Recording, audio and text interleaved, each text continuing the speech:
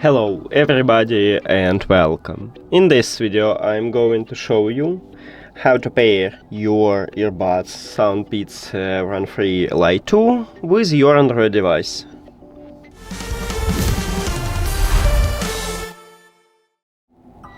You have to start by open settings and then go to the Bluetooth or connected devices. Now, at the device list, click Pair New Device button at the top, but not all Android phones have this button. Maybe you need to only enter to the Bluetooth. After that, at your right headphone, at the bottom, we have controls, and between volume controls we have a multifunctional button.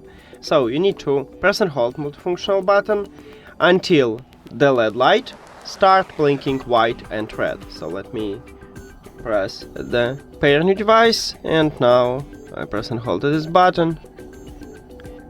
Here we go, we have it, so we enter to pairing mode.